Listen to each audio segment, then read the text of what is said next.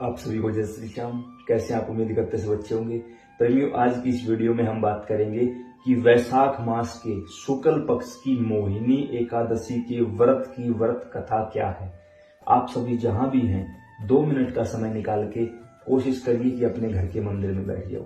जिस भी देवी देवता को मानते हो, जैसे बाबा श्याम सामने उनके नाम का दीपक जलाते हैं। दीपक नहीं है, कपूर जला लीजिए। हमारे यहाँ कपूर है इस समय उपलब्ध, तो हम कपूर जला लेते हैं। कपूर जलाकर बैठ जाइए। उसके बाद हमें संकल्प करना है। हाथ अपने राइट हैंड में जल लेंगे थोड़ा सा और प्रार्थना करेंगे, हे श्याम सुंदर। जो भी देवी देवता सामने बैठे हैं उसी से प्रार्थना करिए। हे श्याम सुंदर, मेरा नाम ये है, मेरे पिता का नाम ये है। मैरिड महिलाएं पति का नाम बोलेंगी, ये है, इस जगह का स्थायी निवासी है। गोत्र ये है, कुलदेवी कुलदेवता ये है, पितर ये है, नहीं पता बोल देना, मेरे सच्चे व अच्छे पितर हमारे सामने हाजिर हूँ। इस समय हम वैशाख मास के शुक्ल पक्ष की मोहिनी एकादशी की व्रत कथा कहने या सुनने जा रहे हैं। प्रभु कृपा करिए, आप जागृत रूप में विराजमान हो जाइए। आप भी कथा सुनिए, हमें भी सुनने का कहने का मौका दीजिए। इस समय हमारी मनोकामना ये है, अपनी मनोकामना बोल देना। प्रभु कृपा करिए, यहाँ हम आपकी कथा पूरी करते हैं, वहां आप हमारी मनोकामना पूरी कर दीजिए। ऐसा बोल के जल नीचे की ओर डाल दीजिए। अब यहाँ एक बात और कहना चाहूंगा, अगर आप इस वीडियो को फास्ट स्पीड में देखते हो तो ये वीडियो आपके काम नहीं आएगी, क्योंकि इस वीडियो को इस तरीके से अभिमंत्रित किया गया है। अगर आप अपने प्रति ईमानदार होकर वीडियो देखोगे तो ही इस वीडियो का फल मिलेगा, अन्यथा आप इस वीडियो को छोड़कर यहीं से जा सकते हो। भाई मेरी प्रार्थना है, यहीं से चले जाइए, झूठी बेड़ी इकट्ठी नहीं करनी है। श्री युधिष्ठिर जी महाराज ने भगवान श्री कृष्ण से पूछा कि प्रभु, वैशाख मास के शुक्ल पक्ष की मोहिनी एकादशी की व्रत कथा के बारे में हमें आप विस्तार से बताइए। मोहिनी एकादशी नाम से ही प्रतीत होता है। इसी दिन भगवान विष्णु ने मोहिनी का रूप धारण करके देवताओं को अमृत पिलाया था। इसी कारण इसको मोहिनी एकादशी कहा जाने लगा। कथा के अनुसार सरस्वती नदी के किनारे भद्रावती नामक नगर में धोतीमान नामक राजा राज्य करते थे। बड़े ही धर्मपरायण सत्यनिष्ठ राजा थे। भगवान की सेवा में, भक्तों की सेवा में, अपनी प्रजा की सेवा में लगे रहते थे। पूरी प्रजा उनसे खुश थी। उसी नगर में एक धनपाल नाम का वैश्य रहता था, जो कि धन धान्य से संपन्न था। धन होना बड़ी बात नहीं होती, धन के साथ साथ ठाकुर जी के श्री चरणों का अनन्य दास था, सेवा किया करता था। हजारों कुएं, तालाब, बावड़ी, प्याऊ उसने बनवाए थे। धर्म के कार्य में लगा रहता था। उसके 5 पुत्र थे। जो 5वें नंबर का पुत्र था उसका नाम था दृष्ट बुद्धि। नाम से ही प्रतीत हो रहा है गलत प्रवृत्ति का व्यक्ति। वो ना तो पितरों को मानता, ना देवी देवताओं को मानता, ना किसी का कहना मानता। शराब पीना, जुआ खेलना, वेश्यावृत्ति करना उसकी आदत बन चुकी थी।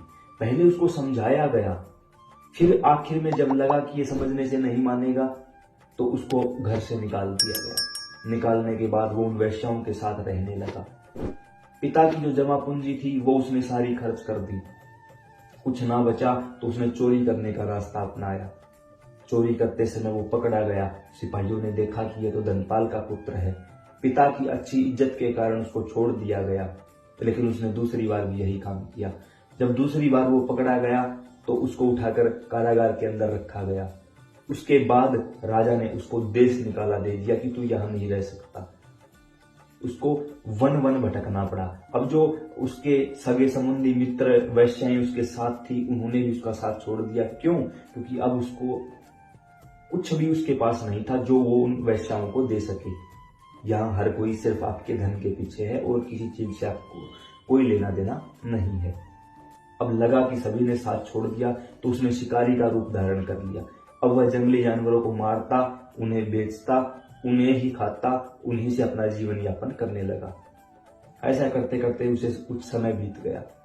एक दिन वह शिकार के लिए जा रहा था तो सामने से श्री कौंडिन्य ऋषि आए, जो कि ज्ञान वैराग्य के चक्कर चूड़ामणि है।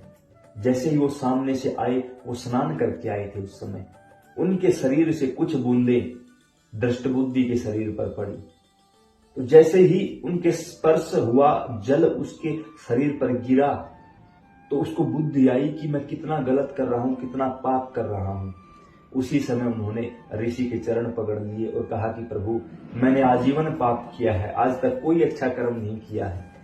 अब मुझे कोई ऐसा आसान रास्ता बताइए कि जिसके जरिए मैं इस पाप से भी मुक्त हो जाऊं और धन भी खर्च करना ना पड़े, क्योंकि मेरे पास कोई भी धन नहीं है।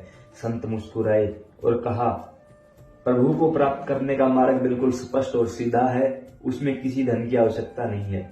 यहाँ यह कहानी हमें यह भी शिक्षा देती है कि जो लोग बहाने बनाते हैं कि मेरे पास धन होता तो मैं अच्छे कर्म करता, नहीं भाई, किसी भी अच्छे कर्म के लिए धन की आवश्यकता नहीं है। आप दूसरों को नहीं बदल सकते, आप स्वयं को बदल लीजिए। खुद का कल्याण करना चाहोगे, कल्याण हो जाएगा, उसके लिए पैसों की जरूरत नहीं है। अपने प्रति ईमानदार हो जाओ, नशा और झूठ 2 चीज छोड़ दो, ठाकुर जी अपने आप ही स्वीकार कर लेंगे, बाकी कुछ करने की जरूरत ही नहीं है। यहाँ लोग मेरे पास फोन करके बोलते हैं, एकादशी में बीड़ी सिगरेट हुक्का पी सकते हैं, क्यों व्रत कर रहे हो भाई? जब बीड़ी सिगरेट हुक्का ही पीना था, क्यों व्रत कर रहे हो? छोड़ो इस बात को। संत ने कहा, आप वैशाख मास के शुक्ल पक्ष की मोहिनी एकादशी का व्रत करो। इस एकादशी का व्रत करने से हजारों गोदान का फल मिलता है और मनुष्य पाप से मुक्त होकर भगवान के धाम चला जाता है।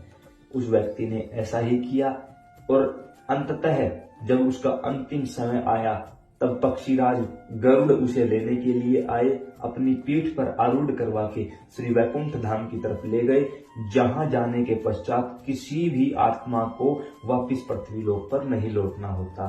तो इस पवित्र कथा के प्रभाव से, संत के प्रभाव से, भक्तों के प्रभाव से उस व्यक्ति का कल्याण हुआ।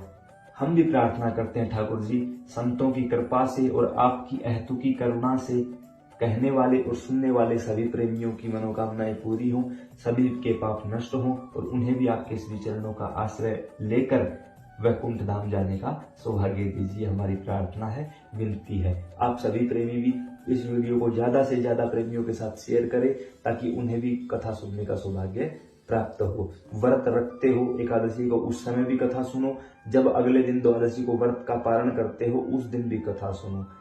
आपका जीवन धन्य कर देंगे मेरे श्याम सुंदर। जय श्री श्याम।